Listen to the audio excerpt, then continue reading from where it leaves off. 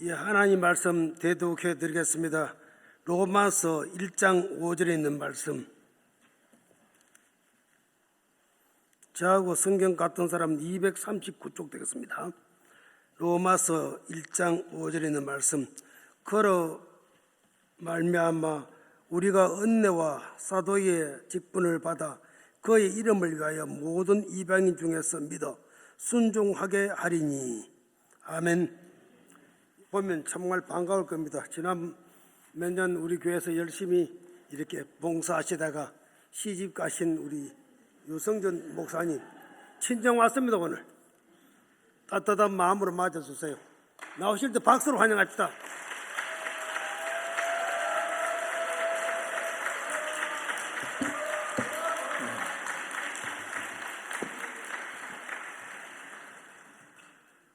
보고 싶었습니다. 신량제일교회를 떠난 지가 2000년 6월 30일이었습니다.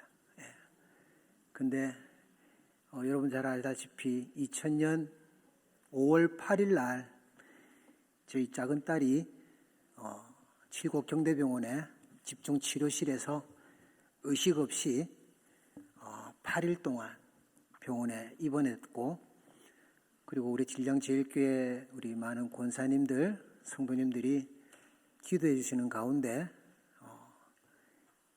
8일 만에 의식이 돌아왔고 20일 지난 후에 일반 병실로 이렇게 옮겨졌고, 그리고 또 그렇게 해서 한 달이 지나고 나서 이제 당리교회로 이렇게 담임 목사로 이렇게 가게 됐는데,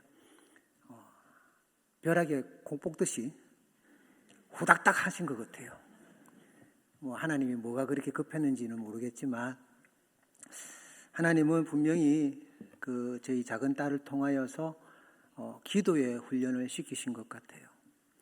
그날 5월 8일 날이 금요일이었고, 주일날 설교 시간에 담임 목사님이 일부 예배 때 선교사님들을 위해서 이렇게 기도하시는 모습을 보고 목사님한테 찾아가서, 목사님, 멀리 있는 선교사님 위해서도 기도하는데 지금 내 새끼 지금 의식 없습니다.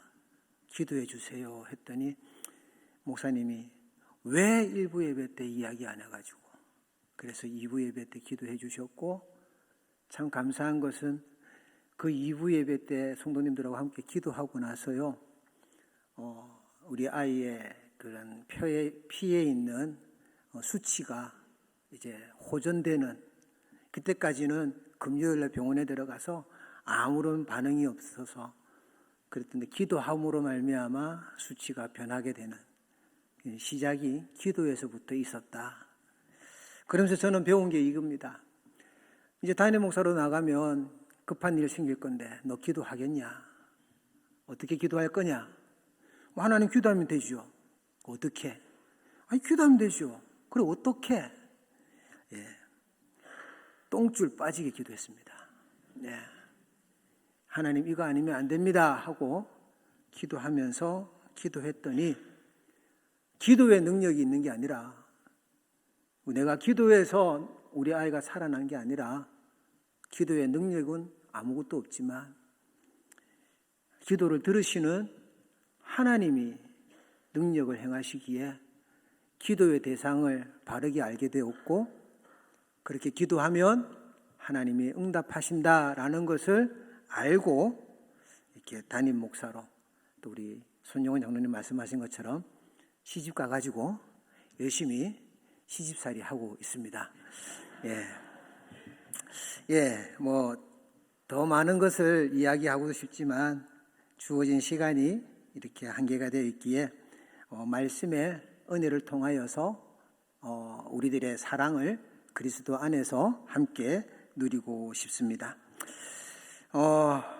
로마서를 보면은요, 이 로마서의 시작을 통하여서 사도 바울과 예수님은 어떠한 관계였는가를 바울은 말을 하고 있습니다. 읽지는 않았지만 1절 말씀에 보면 예수 그리스도의 종 바울은 사도로 부르심을 받아 하나님의 복음을 위하여 택정함을 입었다라고 말을 합니다. 택정함을 입은 나 바울은 예수님의 종입니다. 예수님은 나의 주인이고 예수님은 나에게 가장 존귀한 분입니다 라고 고백을 하죠. 예수님만 생각하면 눈가가 붉어지고 감사가 끊이지가 않습니다.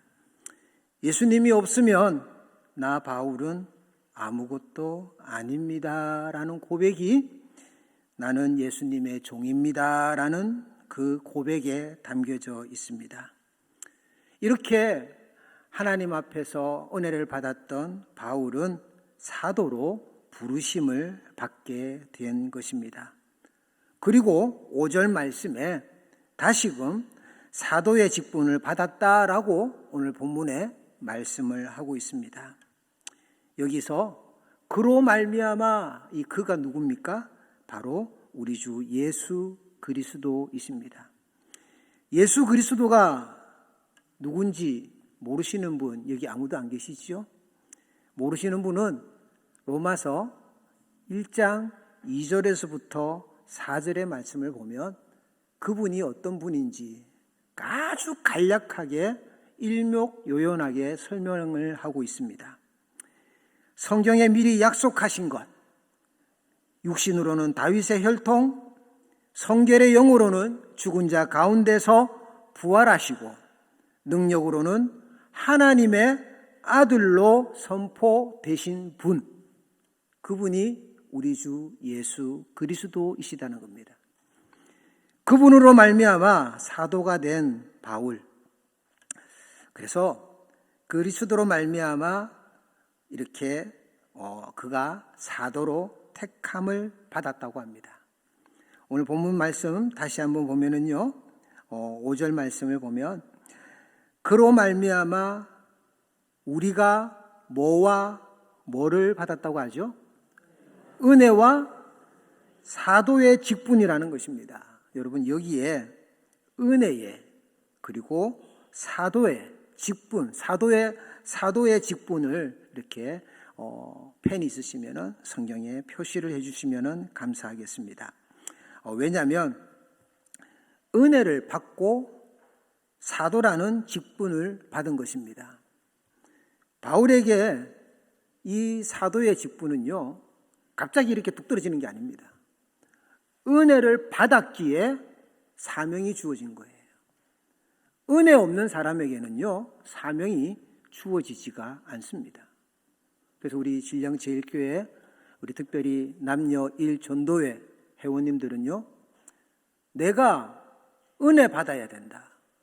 내가 먼저 은혜를 받아야 내가 하나님의 직분을 감당할 수가 있다라는 것을 꼭 기억하시기를 예수님의 이름으로 당부드립니다.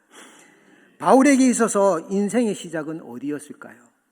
그것은 아마 은혜의 때, 은혜의 장소가 아니겠습니까? 바울은 사도행전에 그 은혜의 장소를 연거퍼서 이야기를 합니다. 그곳이 어디입니까? 다메섹입니다. 바울이 어떤 사람이었죠? 잘 나갔던 사람입니다. 사람들에게 인정을 받고요, 존중받고 장래가 촉망되는 바리새인 중에 바리새인이었던 청년이었습니다. 부러울 것이 없었습니다. 로마 시민권이 있었거든요. 오늘날 스카이 대학, 서울대, 고대, 연대와 같은 그러한 명문대에서 배움을 받았던 학벌 있는 자였습니다. 그러나 부활의 예수님을 만나기 전에 그가 가졌던 그 모든 것으로 그는 열심을 내면서 교회를 핍박하며 살았던 사람입니다. 이러한 인생을 살던 바울을 하늘의 빛으로 그 방황하던 그 바울을 완전히 그 방향을 틀어버렸던 분이 계시는데 그분이 바로 자신이 핍박했던 예수였다는 것입니다. 우리 주 예수 그리스도를 만난 바울은 이전의 삶과 전혀 다른 길을 걸어갑니다. 그 누구도 사울이 바울로 이렇게 바뀔 것이라는 것은 아무도 예상하지 못했습니다. 심지어 본인 자신도 그렇게 기대할 수도 없었습니다. 왜냐하면 바울은 예수 이름에 이를 갈던 사람이었습니다. 이제 예수 이름을 위해 살아간다는 건, 이런 예수에게 이름을 걸고 이름에 목숨을 건다는 건 바울은 꿈도 꾸지도 못했던 일이었습니다. 예수님의 몸된 교회를 세우고 섬기는 사도로 부르심을 받은 바울은 크나큰 죄 가운데에서 은혜를 받은 겁니다. 그가 40일 금식하고 성경을 읽고 은혜의 자리에서 하나님 앞에 이렇게 받은 게 아니에요. 그것은 그가 다메섹이라는 그 정말 죄악의 구렁텅이 안에서 그가 하나님을 만난 것입니다. 그래서 바울은 이런 말을 하죠. 죄가 있는 곳에 은혜가 임한다는 겁니다. 우리는 그 말씀에 잘못 생각합니다.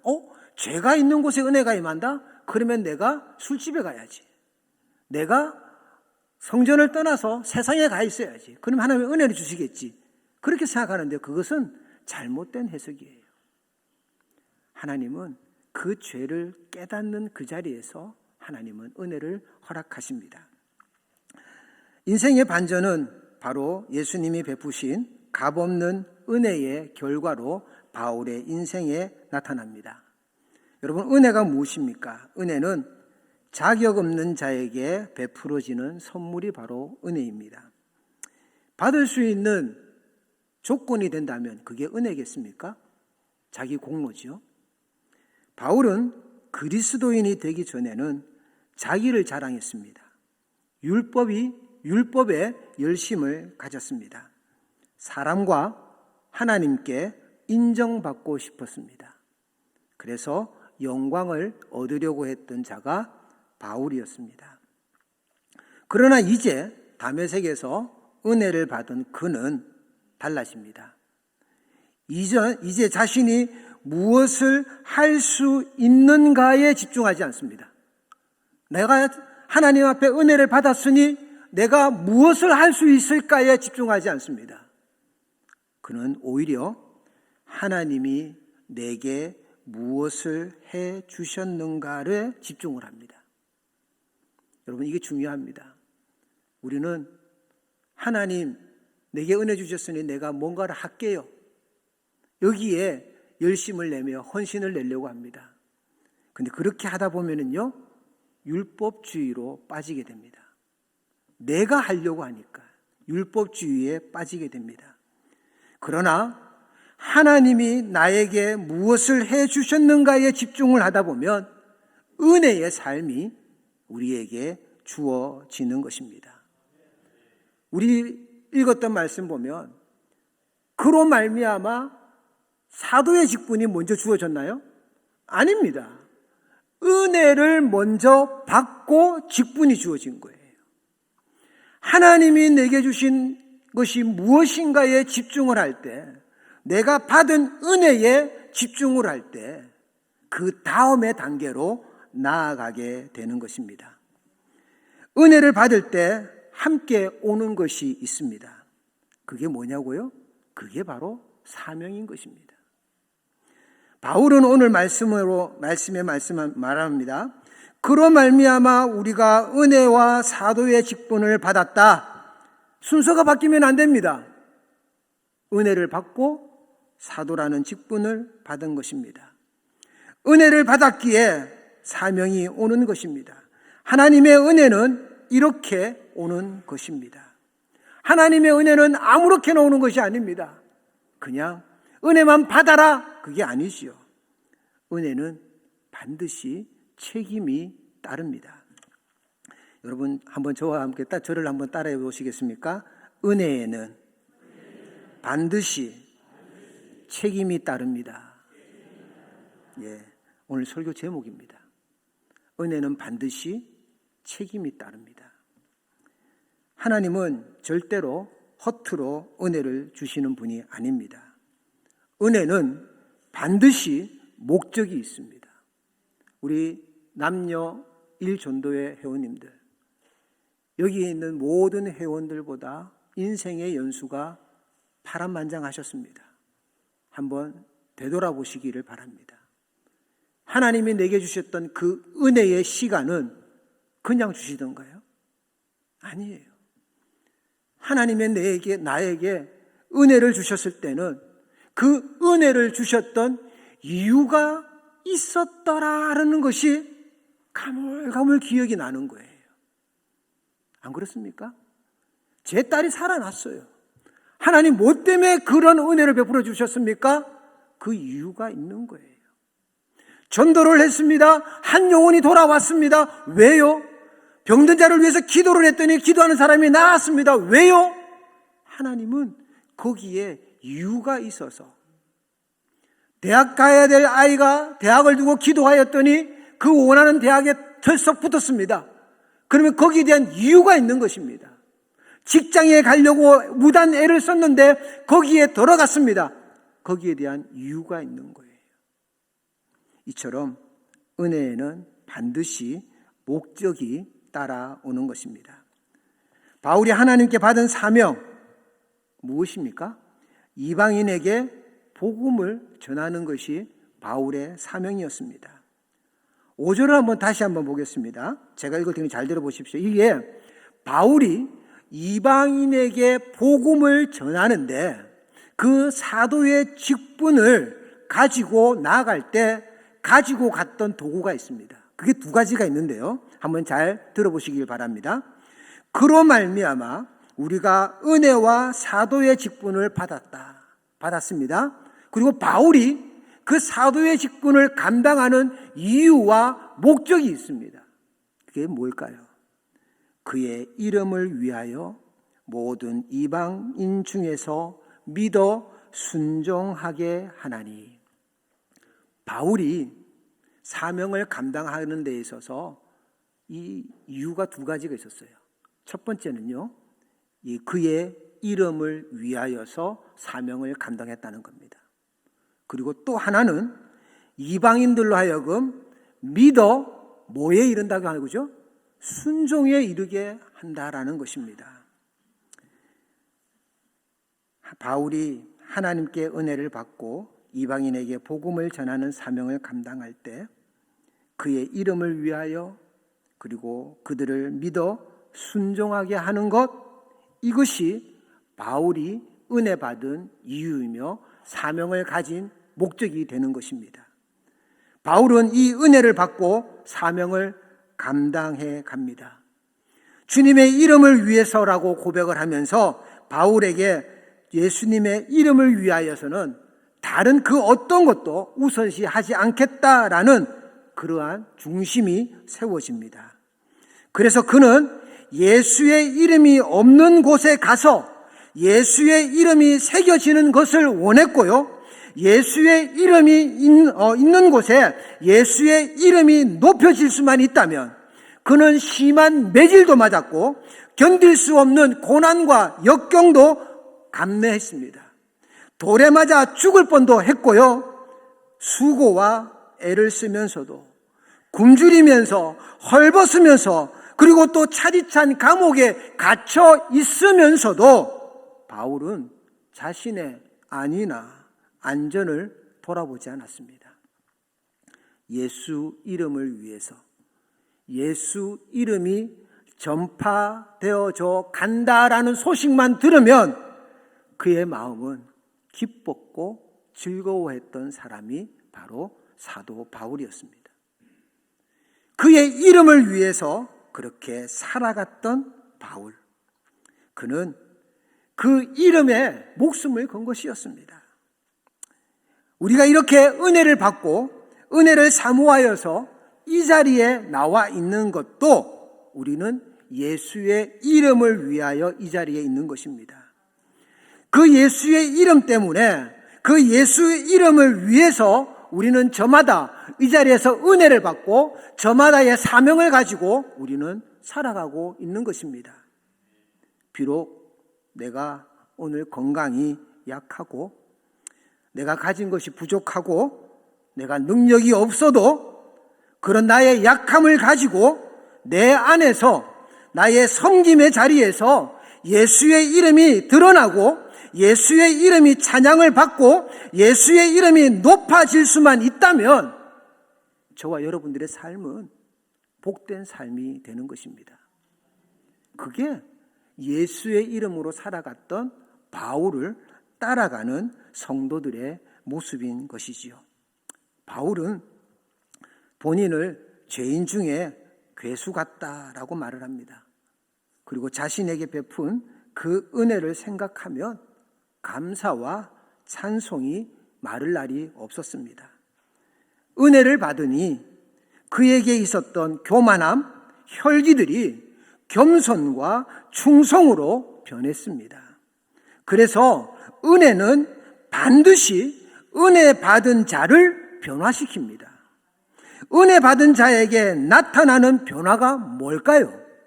그것은 감사와 순종입니다. 예부터 교회는 은혜에 대해서 이렇게 가르쳤습니다. 값없이 주는 은혜이니 받기만 해라 라고 가르쳤습니다. 하지만 이런 가르침은요, 반쪽짜리 가르침입니다. 하나님의 은혜는 우리가 값없이 받는 것, 우리에게 값없이 주어지는 것 맞습니다. 하지만 그 은혜는 반드시 은혜 받은 자를 그냥 내버려 두지 않습니다. 하나님의 은혜가 여러분들에게 임하였을 때 그 은혜가 여러분들을 그냥 그대로 가만히 방치하던가요? 아니라는 겁니다. 은혜 받은 사람에게 그 은혜로 말미암아 역사가 일어나더라는 것입니다. 죄인 안에 감사를 만들어내고요, 죄인 안에 순종이라는 것을 만들어내더라는 것입니다. 감사, 순종, 그것은요, 은혜에서부터 나오는 것이지요. 은혜가 그렇게 우리 안에서 역사할 때 우리가 받은 그 은혜가 값없는 은혜다라고 말할 수는 없을 것입니다. 그 은혜는 값진 은혜예요. 나 같은 죄인이 감사를 표현하고 나 같은 죄인이 교회 앞에 말씀 앞에 순종할 수 있는 것이 어떻게 값싼 은혜가 되는 겁니까? 아니죠. 정말 값진 은혜라는 것을 우리는 아는 것입니다. 그래서 바울이 선포되는 모든 복음서에 보면 바울이 전하는 복음 안에는 하나님의 은혜는 값진 것이다, 이것을 이야기하고 있는 것입니다. 사도 바울은 하나님께 받은 사도의 직분에 충성하였습니다. 오직 예수의 이름을 위하여 일평생 헌신하였습니다. 바울이 예수 이름을 위하여 행한 것은 이방인들로 예수를 믿게 하고 순종하게 하기 위함이다라는 그 말을 덧붙여서 뒤에 말을 하고 있습니다. 믿어 순종하게 하나니. 믿음이 앞에 나오고 순종이 뒤에 나옵니다. 5절 앞쪽에 보면 은혜가 먼저 나오고 사도의 직분이 뒤에 나옵니다. 여러분, 이 부분들을 여러분 잘 곰곰이 묵상해 보시기를 바라요. 은혜를 받았기에 직분이 주어지듯이 믿음이 있으면 순종이 나온다. 이제 이 앞에까지 저희는 은혜와 순종에 대해서 잠깐 나누었다면 지금은 어떻게 믿음과 순종이 어떤 관계인지를 한번 이 시간 살펴보고자 합니다. 이 바울이 말하는 이 말은요, 믿음뿐만 아니라 순종을 해야 구원을 받습니다, 이 말은 아니에요. 바울이 그 말씀을 믿어 순종하게 하나니라는 그 말은 믿음과 순종을 통하여서 구원을 받는다라는 말은 아니라는 겁니다. 다시 말해서 여러분, 순종이라는 것은 하나님의 아들이신 예수를 신뢰하는 마음 안에서 생겨나는 행동이 순종이에요. 하나님의 아들이신 예수를 신뢰하는 것이 믿음이라면 그 믿음 안에서 생겨나는 것이 순종이라는 것입니다. 그래서 순종이라는 것은 믿음에서 흘러나오는 믿음의 결과물인 거예요. 구원을 받기 위한 어떠한 조건이 순종이 아닙니다. 이해되시겠습니까? 마틴 루터가, 종교개혁자 마틴 루터가 이런 말을 했어요. 원래는 솔라 피데 이렇게 말을 해야 되는데요. 이 시간에 라틴어를 할 이유가 없지 않습니까? 이걸 번역을 했더니 이런 말입니다. 우리는 믿음만으로 구원받았다. 그러나 우리를 구원하는 그 믿음은 결코 홀로 있는 것이 아니다. 여러분, 이 말이 참 깊은 뜻이 있어요. 우리가 믿음만으로 구원받습니다. 그런데 우리를 구원하는 그 믿음은 결코 홀로 있지 않다라는 것입니다. 참된 믿음은 홀로 있지 않습니다. 믿음과 짝을 이루는 것이 있으니 그것이 순종입니다. 진정한 믿음은 늘 무엇으로 이루어질까요? 그것은 바로 순종입니다. 그러면 진정한 순종은 어디에서 나오는 걸까요? 당연히 믿음에서 나오는 것입니다. 순종하지 않는 것은 진실된 믿음을 가졌다고 볼 수가 없습니다. 믿음 없이는 진실된 순종을 할 수 없다라는 것입니다. 하나님은 우리의 삶을 받기 원하지, 네가 알고 있는 것을, 네가 성경의 지식을 가져라고 우리를 구원하지 않았습니다. 하나님은 우리의 삶에서 그 말씀을 믿어 순종하는 삶을 받기를 하나님은 원하신 것입니다. 그래서 다메섹에서 주님을 만난 이후 자신의 삶이 끝날 때까지 모든 것을 주님의 뜻에 순종하며 살았던 그 사람, 바로 바울이었고, 우리는 바울처럼 살고자 하는 것입니다. 예수를 믿는다고 하면서, 예수를 믿는다는 그 말은 다름이 아닌 삶을 하나님께 드린다라는 의미인데, 예수를 믿는다고 하면서 내 마음대로 살아가는 삶은 예수를 믿는 것이 될 수가 없습니다. 꼭 기억하십시오. 나는 예수 믿는다. 근데 오늘은 내 마음대로 한다. 이것은 예수를 믿는 것이라고 볼 수가 없습니다. 그래서 우리는 예수님을 믿을 때 성령 하나님이 우리 하나님의 뜻에 순종할 수 있도록 그 믿는 우리의 마음을 변화시켜 가십니다.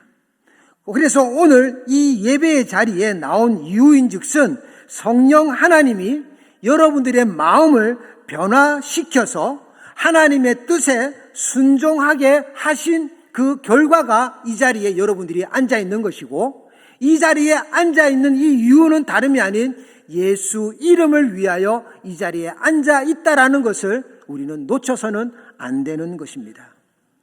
순종이라는 것은 동행 자체만으로 보여질 수가 있어요. 이게 무슨 말인지를 여러분 오해 없이 잘 들으셔야 됩니다. 순종이라는 것은 행동 자체만으로도 보여질 수가 있어요. 믿음이 없어도 우리는 순종의 모습을 가질 수가 있습니다. 여러분, 직분을 받았어요. 장로님도 계시고 권사님, 집사님 계시지만 저를 먼저 이야기하겠습니다. 제 직분이 뭡니까? 목사입니다. 목사의 직분을 받았어요. 이 직분은 그리스도의 이름을 위하여 그 복음을 듣는 사람들로 하여금 믿어 순종하게 하는 그 일을 하는데 쓰임을 받아야 되는 것이 저의 사명입니다. 은혜를 받았기에 그 직분을 받은 거예요. 자, 그런데 그 은혜의 그 사명 안에 보니까 믿어서 순종하는 내 삶이 나타나야 됩니다. 복음을 전하는.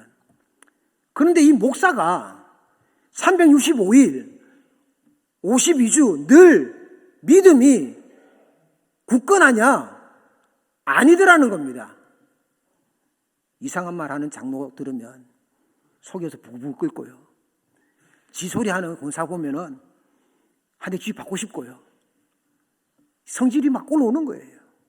하나님이 귀한 양인데, 알고는 있는데, 머리는 아는데 내 마음이 그 믿음을 가질 수가 없는 거예요. 그런데 목사예요. 신방 갑니다. 뭐라고 말할까요? 아이고 권사님 사랑합니다. 아이고 장로님 존중합니다. 사탕 발린 소리 아니겠습니까? 내가 그러한 순종의 모습, 목사의 직분을 할 수 있다라는 직분을, 행동은 할 수가 있습니다. 아니 오늘도 할 수 있습니다. 그런데 내 안에 있는 그 순종을 하게 하는 그 믿음이 바뀌더라는 거예요. 내 믿음이 흔들리더라는 겁니다. 여러분들은 안 그렇습니까?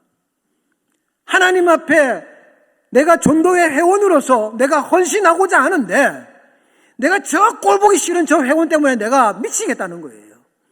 그런데 내가 회장이야. 내가 부회장이고 총무단 말입니다. 그러니까 어떻게 해요? 행동을 합니다.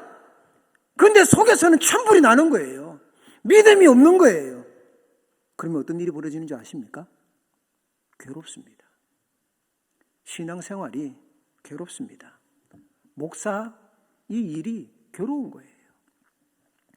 주변에서 말을 합니다. 아이고 목사님 잘하시고 있는데요. 뭐 기도도 하고 말씀도 증거하고 성도들 사랑한다고 말을 하고 잘하고 계시네요. 근데 누가 할까요? 내가 합니다. 내가 하나님 앞에 부끄럽다는 거예요. 내가 하나님 앞에 부끄럽기 때문에 내 믿음이 흔들리고 있다는 것을 내가 그 누구보다도 더 잘 압니다. 그러면 어떻게 해야 될까요? 흔들리는 믿음을 바로 세워야 되잖아요. 이건 누구나 다 아는 방법 아니겠습니까? 그런데 많은 사람들이 그 흔들리는 믿음, 연약해진 믿음을 세우는데 그게 집중을 하는 것이 아니라 뭘 선택하는 줄 아십니까? 사명을 놓아버리더라는 거예요. 내 더러워서 일 안 한다. 교회가 뭐 이기뿐이가. 사명을 놓더라는 겁니다. 네, 여러분 꼭 명심하십시오. 은혜에는 반드시 뭐가 따른다고요? 책임이 따릅니다. 여러분 책임이 없어졌는데 무슨 은혜가 임합니까? 여러분들에게 책임이 없어졌는데 하나님 나에게 은혜를 달라고 하면 그 은혜는 어떤 은혜가 될까요? 하나님은 그 사명의 자리에 그 사명을 감당할 수 있는 은혜를 부어주시는 것입니다. 헌신을 원하십니까? 그러면 내가 가지고 있는 책임은 무엇인지를 생각해 보십시오. 장로의 사명은 무엇이고 권사의 사명은 무엇이고 목사의 사명은 무엇인지를 한번 되새겨 보십시오. 사명 어려워요. 힘들어요. 안 하고 싶어요. 그런데 거기에 책임을 다할 때 거기에 은혜가 임하는 것입니다. 그곳에 은혜가 임하기에 놓고 싶었고 놓을 수밖에 없는 그 자리에 하나님이 은혜를 부어주시니 사명을 놓지 않고 있으니 흐트러졌던 그 믿음에 하나님이 은혜를 부어주시니 믿음을 구하는 그에게 하나님이 은혜를 부어주시니 다시금 믿음이 세워지고 그 믿음으로 말미암아 다시 내 믿음이 흘러가는 모습에 순종이 담겨져 있더라는 것입니다. 이 자리에 예배드리는 저와 여러분들의 믿음이 살아있기를 원합니다. 여러분들이 움직이는 모든 발걸음, 수고하는 모든 손길에 하나님의 순종이 묻어있기를 원합니다. 믿음 없이 순종하는 손이 아니라 믿음 없이 걸어가는 발걸음이 아니라 믿음으로 걸어가고 믿음으로 섬기는 손이 되기를 예수님의 이름으로 축복합니다. 예수님의 이름으로 이런 축복을 빌고 이러한 은혜를 빌면서 우리는 공동체가 점점 더 건강해지는 것을 봐요. 앞에 있는 목사가 힘들어요. 순종은 하는데, 직분은 행해 나가는데 믿음이 사그러들 때가 있어요. 성도님들은 그걸 기똥차게 캐치합니다. 우리 목사님 말씀이 좀 이상한데, 우리 목사님 기도하는 게 뭔가 조금 영빨이 조금 이상한데, 대부분에 캐치합니다. 사람은요, 영적인 동물이에요. 그래서 대부분에 알아요. 그럴 때 뭘 해야 되는 줄 아십니까? 쑥덕쑥덕거리는 게 아니에요. 우리 목사님 이상하다, 우리 목사님 설교가 이상하다, 이게 쑥덕쑥덕 하는 게 아니라 기도의 자리로 가세요. 기도의 자리로 가서 하나님, 나에게 생명의 꼴을 먹여주시는 목사님이시고 교회를 위해서 기도해 주시는 우리 장로님, 권사님이신데 하나님, 내 영혼이 살아야 되는데 하나님, 우리 목사님, 우리 장로님, 우리 권사님들 하나님께서 지켜주시옵소서. 그런 기도가 나와야지 여기서 쑥덕쑥덕 저기서 쑥덕쑥덕 하면은요, 뚜껑 열립니다. 뚜껑 열리게 되면 목사도 인간인기에 설교에 무슨 설교가 나오냐면은 치는 설교가 나와요. 장로님들이 등단 기도하실 때, 기도할 때 하나님, 저들이 목이 곧은 백성입니다. 하나님, 불벼락을 내려주시옵소서. 예. 그렇지는 않겠지만, 그렇죠? 여러분들이 어떻게 기도하느냐, 여러분들은 어떻게 하시냐 이거죠. 믿음이 흔들리는 자들을 위해서 기도를 할 줄 알아야 돼요. 여러분, 주기도문 아시지요? 주기도문은 예수님이 누구에게 준 겁니까? 나에게 준 겁니까? 그래서 나는 밥 먹을 때, 잘 때, 혹틈 날 때 기도하는 것이 주기도문, 주가 되는 기도문. 그래서 주기도문을 그냥 툭 치면 하늘에 계신 우리 아버지하고 툭 튀어나오는 겁니까? 네, 여러분 집에 가서 주기도문을 잘 보시기를 바라요. 주기도문엔 나를 위한 기도가 없습니다. 우리에게 일용할 양식을 주시고 우리가 우리에게 죄지은 자를 사하여 준 것 같이 우리 죄를 사하여 달라고 공동체를 위한 기도가 나옵니다. 그게 주 기도입니다. 누군가가 그 우리에 나를 넣어줄 수 있습니까? 여러분들이 교회를 위해서 기도할 때 우리라는 그 단어에 목사님의 이름이 들어가고 장로님의 이름이 들어가 계십니까? 뿐만 아니라 다른 사람이 우리에게 얘기할 때 그 우리에 여러분들의 이름이 들어가 있습니까? 그러면 교회는 부흥하는 겁니다. 그러면 교회는 건강한 거예요.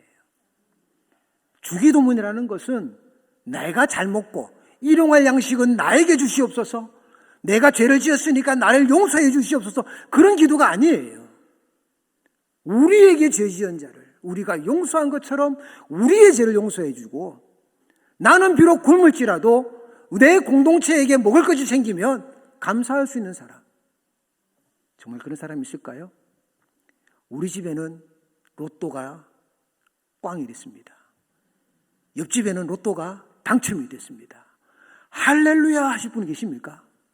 주여 엘리엘리 라마 사박다니. 번지수가 틀렸습니다. 여러분, 우리가 우리에게, 그게 공동체예요. 사도행전 6장 7절 말씀을 우리가 한번 찾아볼까요? 사도행전 6장 7절 말씀입니다.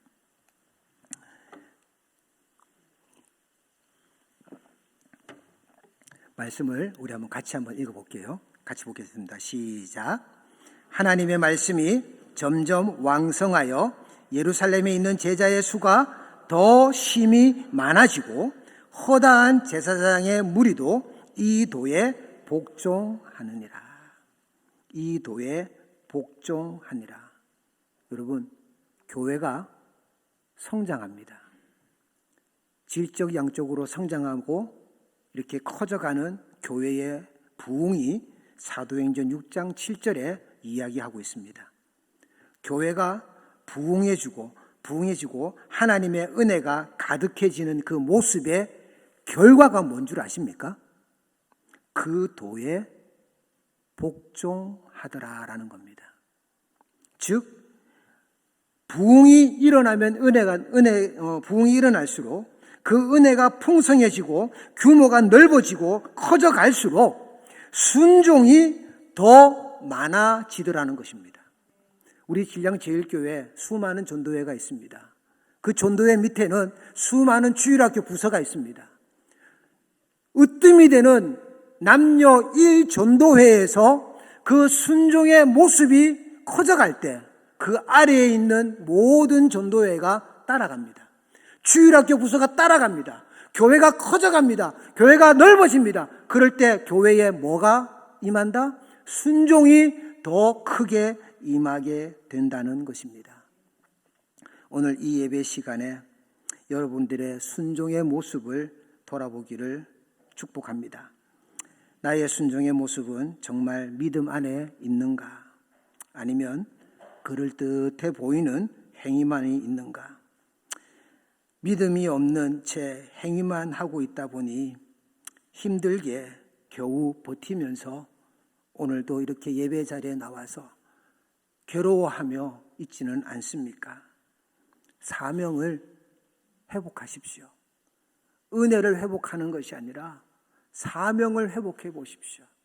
그러면 하나님은 감당할 사명의 은혜를 부어주십니다. 하나님은 은혜를 구하는 자에게, 믿음을 사모하고 믿음을 부르짖는 자에게, 구하는 자에게 믿음을 더하여 주시는 것입니다. 하나님께 받은 그 사명은 사람이 준 것이 아니기에, 하나님이 주신 것이기에, 그러기에 하나님의 사명을 위해 은혜가 더해지는 것이고, 우리는 하나님이 주시는 그 은혜가 헛되지 않고 우리들의 삶의 감사와 순종의 모습으로 맡겨진 사명의 자리에서 참된 믿음의 증인으로 살아가는 성도가 되어야 하는 것입니다. 신량제일교회 모든 성도님들이 예수님의 이름을 위하여 참된 믿음의 증인이 다 되시기를 예수님의 이름으로 축복합니다. 기도하겠습니다. 하나님 감사합니다. 죄인이 감사하게 하시니 은혜이고 죄인이 순종하니 이것 역시 은혜입니다. 하나님, 우리가 은혜 받고 사명을 받은 것을 잊지 않게 하시고 우리가 예수의 이름을 위하여 믿지 않은 자들에게 믿게 하여 순종하게 하는 그 원리를 깨달아 나 자신도 하나님 앞에 순종할 때 믿음으로 순종하며 나아갈 수 있는 귀한 예배의 모습, 성도의 모습을 허락하여 주시옵소서. 헌신하는 남녀 1전도회에 하나님께서 성령의 기름을 부어주셔서 모든 전도회보다 머리가 되게 하시고 으뜸이 되게 하셔서 그 믿음과 순종의 본이 바울의 본과 같이 나타나여 많은 전도회의 본이 되고 다음 세대에 크나큰 영향력을 끼치는 귀한 전도회로 하나님 앞에 쓰임받게 하여 주시옵소서. 예수님의 이름으로 기도합니다. 아멘.